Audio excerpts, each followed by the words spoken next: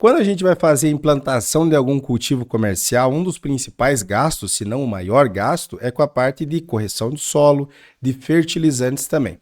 Mas é aonde a gente consegue ter mais lucro, porque nós conseguimos muitas vezes reduzir o custo com adubação e aumentar a produtividade pelo melhor equilíbrio dos nutrientes no solo, redução inclusive de incidência de pragas e doenças.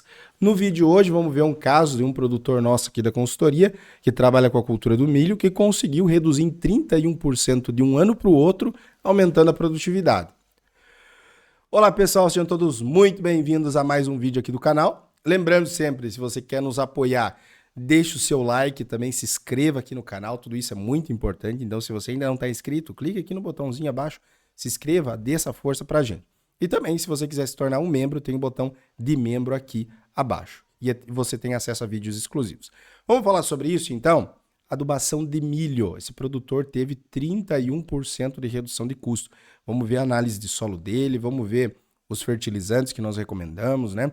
Vamos fazer uma análise mais completa. O que a gente vê hoje em muitas áreas de milho? Eu não falo em todas, mas em muitas áreas de milho, ou se usa muito fertilizante, ou se usa pouco. Aquela dose padrão lá, vou jogar sulfato de amônio, 200 kg por hectare, lá quando o milho tem 30 dias, tem 20 dias. O que acontece se a gente fazer uma adubação muito padronizada? Você pode estar apenas jogando dinheiro fora. Literalmente jogando dinheiro fora. Tem a partir de determinados níveis de nutrientes no solo que a planta não responde a mais. Então você pode ficar colocando mais fertilizante, mais nutriente que ela não vai responder, mas do seu bolso vai estar saindo. Por isso que a gente fala que a parte de nutrição é onde o produtor consegue economizar com mais facilidade. Praticamente em todas as áreas do Brasil nós temos um potencial de economia ou aumento de produção. Eu e o Lucas aqui conversando, a gente pegou as análises aqui e a gente viu que mesmo áreas boas, nós temos no mínimo aí de 10 a 30% de potencial de redução de custo. E de aumento de produtividade, tem áreas aqui que dependendo da situação, a gente consegue levar de um ano para o outro em 100%. Então, tirar de 100 sacos de um ano e no outro ano passar para 200 sacos. Mas assim, não é todo o caso, tem que avaliar a situação. Mas eu diria que boa parte das áreas hoje nós temos esse potencial aqui de 10 até 30%. Jonathan, você está dizendo que todas as áreas você vai reduzir o custo com fertilizante? Não é isso. Tem áreas que às vezes o produtor está jogando pouco. Mas aí naquele jogar pouco, ele está perdendo produção. Ele está perdendo às vezes 20, 30 sacos de produção. E isso compromete a lucratividade lá no final, que a gente consegue ajustar e entregar mais resultado para ele também. Então esse é o nosso produtor aqui do estado do Ceará, né, de Mauriti, o Everton de Lima. Ele nos mandou aqui o relato dele, então a gente sempre faz, mesmo aqueles produtores que nós fazemos um acompanhamento mais pontual, de recomendação, de laudo, aqueles produtores que nós trabalhamos com acompanhamento completo de lavoura e um trabalho um pouco diferente, né? Nós sempre queremos saber como é que está a área dele, né? Nós pedimos para mandar foto, para mandar vídeo, às vezes precisar fazer algum ajuste a gente faz também. Então ele nos mandou aqui, nós perguntamos como é que estava, a gente estava conversando e ele nos mandou que de um ano para o outro ele reduziu em 31% o custo com adubação. Ele saiu lá de um ano de 3.500 por hectare para 2.400, então uma redução muito significativa. Você transporta isso para 10 hectares, para 100 hectares, 200 hectares, isso tranquilamente, às vezes, vira 100, 150, 200 mil reais. Né? A gente trabalha com produtores que têm muito essa realidade. Às vezes, produtores maiores, às vezes a gente consegue economizar um pouco menos, né? Às vezes 200 por hectare, mas mesmo assim, em volume, fica uma coisa muito grande. Né? Fica 10, 20, 30, 50 mil reais, que isso faz grande diferença. E aqui também ele nos relatou que ele trabalha com milho para espig, para silagem também. Então ele colhia lá a média de 20 mil espigas, ele conseguiu 30 mil espigas, dá para aumentar mais ainda, dá para aumentar 40 com qualidade, 45 com qualidade. E ele também falou que produziu aqui 30 toneladas de silagem, enquanto eles conseguiam lá, na média de ano, lá 25 toneladas também por hectare. Então, assim, muito significativo. Esse aumento também se deve a um melhor equilíbrio nutricional, né? Vocês estão vendo a análise de solo dele aqui. Algumas coisas que a gente consegue notar é que o solo dele é bom. Não é um solo limitante de produção. Se a gente for pegar os principais parâmetros, até destaquei em vermelho aqui, uma das primeiras coisas que a gente olha é a saturação de base. Então, 83,79 É bases, para quem não sabe, a quantidade que eu tenho de cálcio, de magnésio, de potássio no meu, da CTC do meu solo. Então, geralmente para milho acima de 70 seria uma condição já ideal. Nós pegamos solos muito baixos aqui, muito pobres, com 10, com 15, com 20 de saturação, aí não tem o que fazer. Nós temos que fazer calagem, recomendar uma calagem para que ele consiga usar bem essa área. E aqui a saturação de alumínio, que é o M%, também zerado, isso aqui é muito bom. Nós já pegamos solos com 53% de saturação de alumínio. A gente trouxe estudo de casa, a gente sempre está trazendo estudo de casa aqui para o canal, vocês já viram, né? A gente sempre traz análise de solo para a gente compartilhar essas análises também com vocês.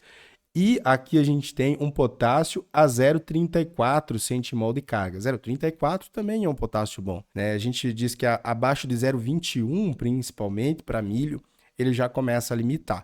Algumas culturas mais exigentes, a gente trabalha com 0,45, 0,50. No caso dele, 0,34 aqui, não está limitando significativamente, mas ainda assim a gente tem que colocar potássio para equilibrar esse solo, porque senão eu vou tirar nutriente, veja que ele vai trabalhar com silagem, milho para espiga e depois tira a planta e vende a silagem. A gente tem que considerar isso também, porque senão a gente esgota esse solo, é muito fácil esgotar um solo. Outra coisa é o fósforo também não está limitando, então 20 miligramas aqui de fósforo está ok, mas nós ainda temos que trabalhar com doses mais equilibradas desse fósforo. E aí, pessoal, a gente não trouxe o que ele usou no ano anterior, mas trouxe aqui o que ele utilizou na safra. A gente sempre passa algumas opções para ele, para os produtores, né? Às vezes não encontra um fertilizante, às vezes precisa fazer um ajuste, né? Não acha isso. Por isso que a gente sempre indica, faça uma pesquisa na sua região, quais são os principais formulados, né? Se você quer trabalhar conosco na nossa consultoria, aqui abaixo tem um link na descrição, também no primeiro comentário fixado, pode chamar nossa equipe de engenheiros agrônomos lá no WhatsApp, fique à vontade. Faça uma pesquisa lá na cooperativa, na casa agropecuária, que você vai comprar os insumos. Peça lá quais que são os fertilizantes disponíveis, mistura de grânulos, né, ureia, cloreto de potássio, MAP, DAP, se tem organomineral, quais que são as concentrações de nutrientes, qual que é o preço. Às vezes, se o produtor ele já tem até o preço, a gente consegue ver qual que é a melhor opção econômica para ele, fazendo consideração em cada um dos produtos, né, o que tem de vantagem de um, o que tem de vantagem do outro. Então, a gente faz um equilíbrio aqui, por exemplo, nessa primeira opção foi com formulado, mistura de grânulos, o 6,24,12, 250 quilos. Então, veja, não foi uma dose tão elevada, até porque os níveis de potássio e de fósforo dele estão ok. E na segunda opção, o 8,30,15. É um outro fertilizante aí, mistura de grânulos bastante usado para milho, 200 quilos por hectare. Justamente quanto mais concentrado, geralmente na base, nós disponibilizamos a quantidade total de fósforo. Então, quanto mais concentrado em fósforo, geralmente nós utilizamos menos. Esse é um caso, né? Eu estou citando para vocês. Mas geralmente é isso. Quanto mais concentrado em fósforo, nós usamos menos. Então, se fosse, por exemplo, um MAP, um 1052, se o produtor tem, às vezes, 105200, e ele tem um potássio muito alto, às vezes a gente recomenda só o MAP na base, às vezes vai 150 quilos, 130 quilos na base por hectare. E às vezes, se o potássio está muito alto, nós não vamos precisar aplicar naquele momento. A gente recomenda ele aplicar, às vezes, até no final da safra, só para repor o que foi exportado, ou às vezes um pouquinho antes, né? Ou na cultura seguinte, colocar um pouquinho mais também. E aí ele consegue trabalhar também, porque ele vai vender esse milho no final, ele já vai se capitalizar, né, nesse sentido, e vai conseguir recuperar esse solo com o dinheiro da venda do produto. Então, se o potássio às vezes está alto, a gente consegue jogar esse potássio para o final do ciclo ou na cultura seguinte, quando o produtor já tem mais dinheiro. Então, esse é um ponto muito interessante. E aí nós fizemos uma recomendação para ele também com ureia, 330 quilos por hectare, com olexita e com sulfato de zinco. Às vezes a gente recomenda na dessecação esses produtos misturados antes do plantio. Às vezes também, se ele achar durante o ciclo, adianta, fica mais difícil, a gente recomenda posicionar nas aplicações depois via foliar aí, com produto quelatizado com dose geralmente que é menor do que uma olexita, do que um sulfato de zinco que muitas vezes vai diluído no tanque de pulverização. E aí aqui vocês estão vendo a área dele, no início do ciclo, no meio do ciclo, quando a gente tem o pendoamento, né? Essa fase do pendoamento ela é muito crítica, como vocês estão vendo aqui, que você tem ali o cabelo, né, da espiga do milho está receptivo aos grãos de pólen. Então é um período que se faltar água, se você aplicar algum produto tóxico, às vezes a base de cobre pode ter redução de produção. Se faltou nutriente também é quando vai expressar essa falta de nutriente, na falta de enchimento dessas espigas, é um período muito crítico. Mas, às vezes, no meio do ciclo, tem coisa que você não consegue fazer. Dependendo do caso, o produtor não consegue mais pulverizar. Dependendo do caso, o produtor não consegue mais entrar com foliar, não vale mais a pena porque está muito adiantado. Por isso que, às vezes, aqui no início do ciclo é onde que vai fazer total diferença na parte nutricional, na parte quando o milho está pendoando, né, entrou no reprodutivo, a partir de R1, e quando chega também na maturação fisiológica das espigas aqui, como vocês estão vendo. Então, são espigas grandes, bem formadas, né, com pouquíssimas falhas, espigas realmente de qualidade, então faz total diferença aí também. E, pessoal, qual que é o grande ponto de virada de chave de nutrição de milho para você que está pensando em trabalhar com uma nutrição um pouquinho mais apurada aí nas suas áreas que você atende como consultor ou que você trabalha plantando? É justamente entender isso. Isso aqui é o quê, pessoal? Um gráfico que é o mesmo barril de Liebig. Quem já fez algum dos nossos treinamentos, já acompanhou algumas das nossas palestras, sabe o que é a lei dos mínimos.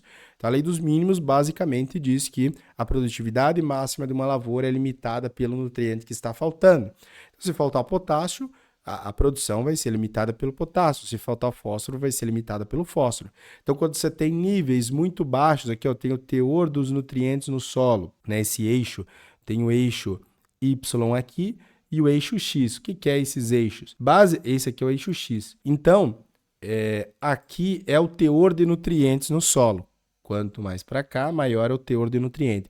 E aqui é o rendimento relativo. Quanto mais para o alto, mais próximo da máxima produtividade potencial daquela lavoura, daquela genética do milho. Quando você tem níveis de nutrientes, por exemplo, muito baixos, a produtividade máxima vai ser limitada aqui pelo nutriente, que é o barril de Liebig, nada mais é. Então aqui nesse caso a gente vai ter que adicionar mais nutriente, fazer uma adubação mais pesada para chegar até pelo menos esse nível que é o teor crítico, quando eu não tenho mais limitação de produtividade por aquele elemento. Então ele já está suprido para a máxima produtividade potencial da genética, né, daquele clima, daquele ano, né? Não vou ter mais problemas. E tem muitos casos também de produtores que estão nessa situação. Então eles estão com um nível de nutriente aqui e aí ele continua adicionando. Mas o que acontece depois de determinado nível? Você adiciona, aumenta a concentração do nutriente, porém você não incrementa a produção. Isso aqui acontece com muita frequência também. Eu digo que se eu pudesse classificar, né, quantos por cento está na situação de limitação de produtividade e quantos que está na situação de jogar dinheiro fora aqui, eu diria que está 50-50 hoje. Né? 50% das áreas estão limitando pela falta de nutriente e outros 50% da área estão jogando dinheiro fora. E aí a gente consegue visualizar isso, identificar isso, e aí depois o produtor vem com relatos como esse aqui que a gente traz para vocês no Instagram, traz no grupo da consultoria, traz em vídeo do YouTube, vocês que nos acompanham aí há mais tempo. Então preste bastante atenção também nesse ponto. Qual que é o impacto positivo, então, de fazer isso? Mais dinheiro no bolso do produtor, vai conseguir trocar uma caminhonete, ele vai conseguir investir mais na lavoura dele, ele vai ter uma sustentabilidade financeira da roça dele, que isso é muito importante. Menor impacto ambiental, isso aqui também eu acho muito importante, você não precisa jogar um monte de fertilizante lá, né? Dependendo do fertilizante que você joga, pode acidificar o teu solo, né? Pode, enfim, muito cloreto de potássio pode trazer problemas e fitotoxidez também. Maior produtividade e melhor aproveitamento da área. Então, assim, às vezes é melhor você, em alguns casos, arrendar a área do que você plantar de qualquer jeito, né? Então, você está aproveitando melhor aquele ciclo, aquele ano agrícola, a água que está chovendo, a genética que você comprou. Então, não é um investimento vão, não é investimento do nada. Você está aproveitando melhor os recursos da genética da semente, da dessecação que você fez, dos produtos fitossanitários que você usa, um inseticida, um fungicida, e sair do círculo também de sempre fazer a mesma coisa todos os anos. Então, vai sair daquela coisa, todos os anos eu faço a mesma coisa, e aí quando você às vezes faz um planejamento um pouquinho mais alinhado com a sua realidade, você ganha mais dinheiro, produz mais, e aí você consegue já ver de uma outra maneira. Isso que a gente incentiva que todos façam. Beleza, pessoal? Espero que tenham gostado desse vídeo. Comenta aqui abaixo também o que você achou. E aqui abaixo você encontra os links da nossa consultoria, dos nossos engenheiros agrônomos, da nossa equipe. Você pode nos chamar lá. E também dos nossos treinamentos profissionais aí para você se especializar no agro. Beleza, galera? Um forte abraço. Fique com Deus. Até o nosso próximo vídeo. Tchau, tchau.